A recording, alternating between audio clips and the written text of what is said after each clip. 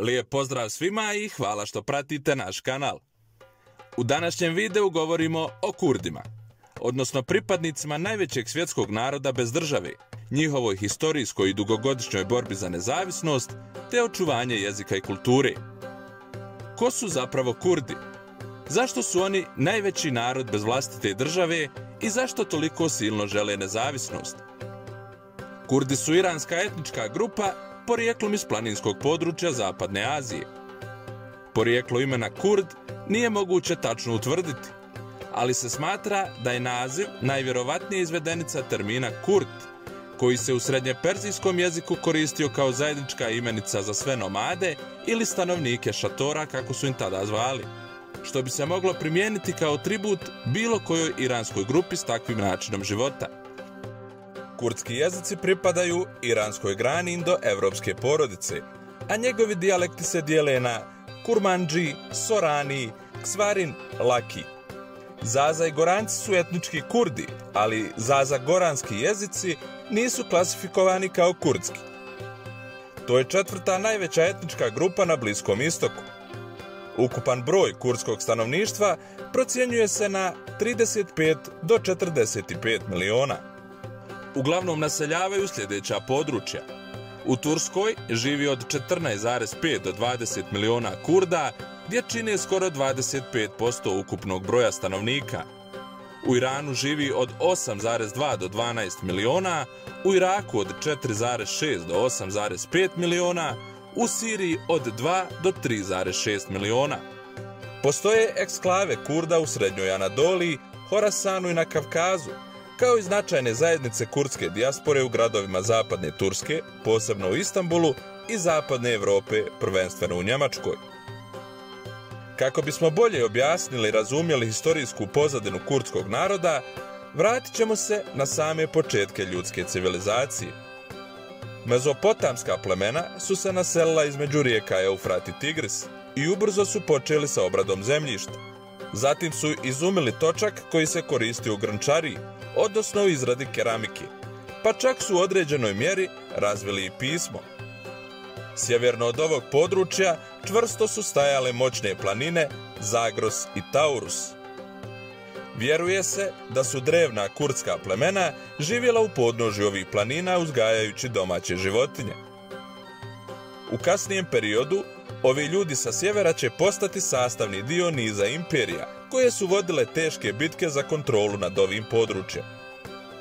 Sasanidi i Bizantinci bila su dva najmoćnija carstva svog vremena. Nakon godina borbe protiv Bizantije, Sasanidi su počeli da slabe, te je tako sve bilo spremno za dolazak nove sile, Islama. Islam se veoma brzo širio, arapske vojske su strahovito napredovale, te su uspjele poraziti Sasanide. Region je zajedno sa Kurdima postao dio uzastopnih islamskih kalifata.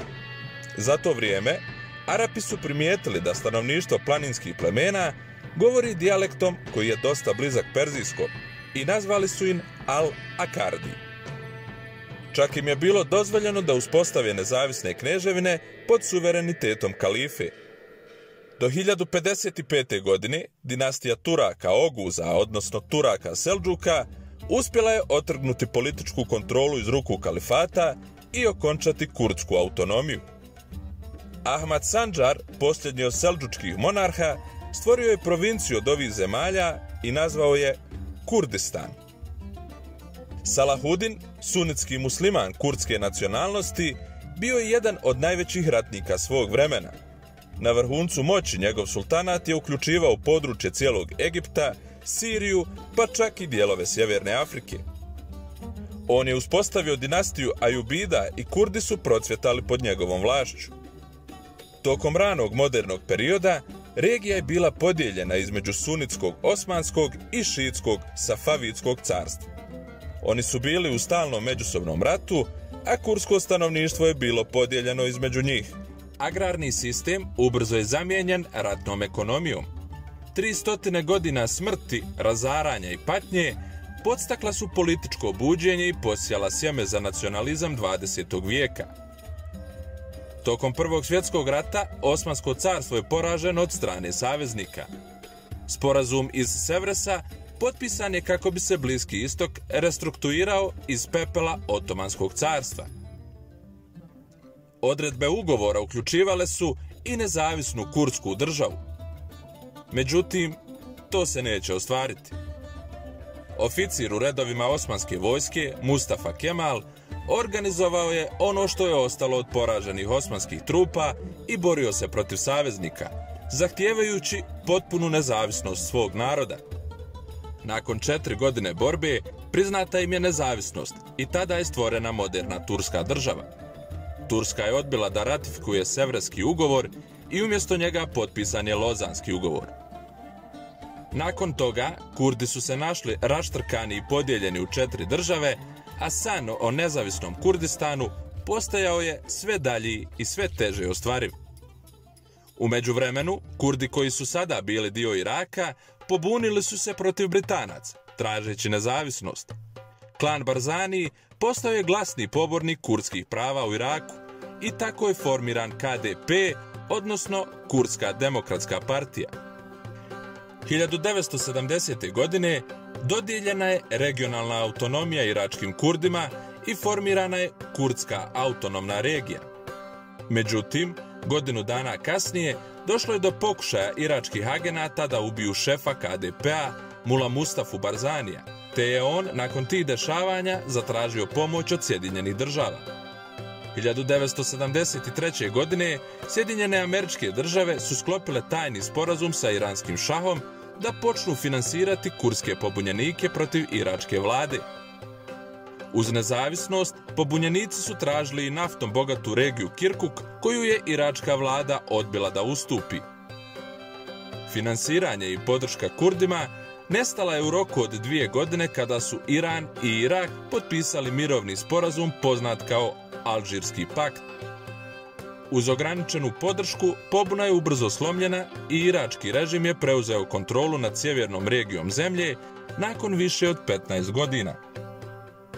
Kurdi su izgubili autonomiju. Jalal Talabani, lider Kurdske demokratske partije, odvojio se od iste i osnovao novu stranku poznatu kao PUK, odnosno Patriotska unija Kurdistana.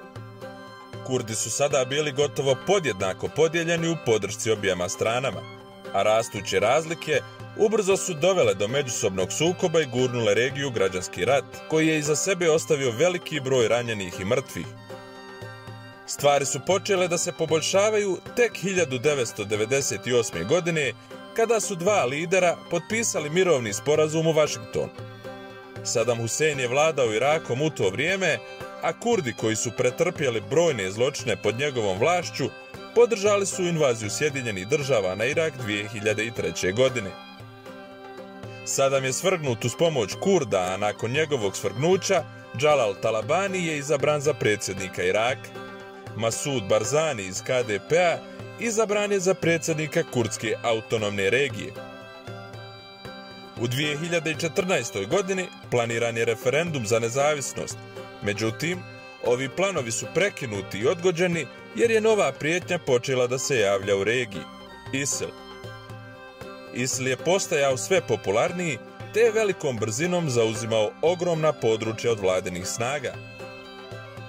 Kurdske oružane snage pod nazivom Pešmerge, ili doslovno oni koji se suočavaju sa smrću, su započele borbe protiv ISIL-a, koje će se ubrzo rasplamsati gotovo širom područja Iraka i Sirije.